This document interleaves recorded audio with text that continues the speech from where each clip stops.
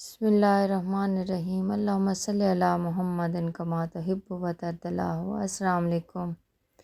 तो आज जी आलू गोश्त की रेसिपी आपके साथ शेयर करने लगी हूँ। देगी आलू गोश्त की बहुत ही मज़ेदार बनता है, बहुत ही इजी तरीका है इसको बनाने का और कमाल का टेस्ट बनता है इसका। इसमें कोई भी इतना मुश्किल नहीं है इसको बनाना। तो हम बीफ के साथ बनाएंगे आज आलू और बीफ का, तो बहुत ही लाजवाब जायका बनता है इसका। तो चलते हैं बनाना स्टार्ट करते हैं। जिस तरीके से मैं बनाती हूँ मैं वो तरीका आपके साथ शेयर करूँगी, तो रेसिपी को एंड तक ज़रूर देखिएगा, इंशाल्लाह आपको पसंद आएगी। यह मैंने बीफ को अच्छे से धो के, तो इसके अंदर मैंने टमाटर, प्याज, साबुत लहसुन और थोड़े से खड़े मसाले डाल के इसको मैंने बॉयल होने के लिए प्रेशर कुकर में छोड़ दिया था। तो यहाँ जी आलूओं का मसाला मैं तैयार करूँगी। यहाँ मैंने 1.5 कप ऑयल डाला है इसमें, क्योंकि ये शोरबे वाला होता है और आलू में हमेशा थोड़ा सा ना घी ज़्यादा जाता है।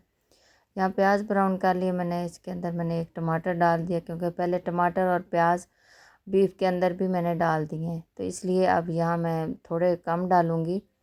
तो इसकी भुनाई हो गई है, तो अब इसके अंदर डालेंगे हम ये मसाले। ये धनिया पाउडर है, ज़ीरा है, थोड़े से लौंग है, थोड़ी सी काली मिर्च है, दालचीनी के 2 टुकड़े हैं और ये है कौरमा मसाला पैकेट वाला जो होता है, वो मेरे पास था, मैंने वो डाल दिया है। हो तो डालें, ना हो तो कोई नहीं, बात नहीं, स्किप कर दें।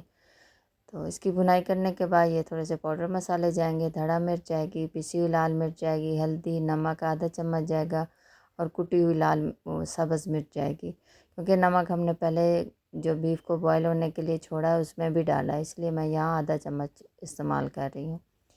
तो मसालों की भुनाई हो गई, तो अब इसके अंदर डाल देंगे आलू।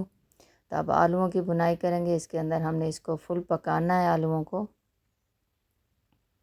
क्योंकि हमारा जो गोश्त है वो भी फुल उसके अंदर गल चुका है।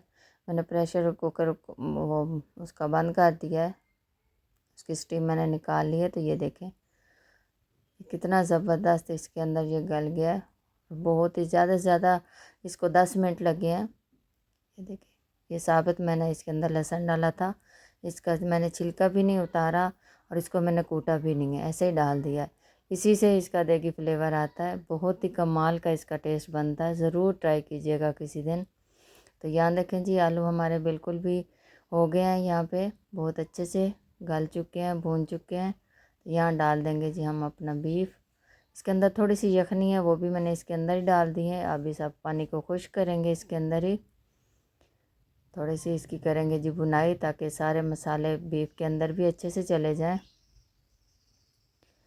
बहुत जल्दी खुश्क हो जाएगा ये पानी भी। तो ये देखें जी माशाल्लाह यहाँ पे बहुत ही अच्छे से ये पानी खुश्क हो गया है, सारा ऑयल इसका सेपरेट हो गया है। इसकी बहुत ही हमने अच्छे से भुनाई कर ली है, ज़बरदस्त सी खुशबुएँ आ रही हैं, बहुत ही मज़े का टेस्टी ये बनता है।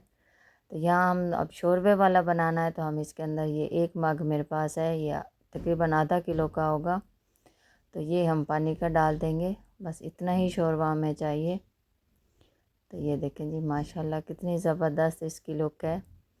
और आलू और बीफ ये हमारा फुल कुकड है, तो इसलिए हमने पानी डाला है, सिर्फ पानी को हमने पकाना है इसके अंदर।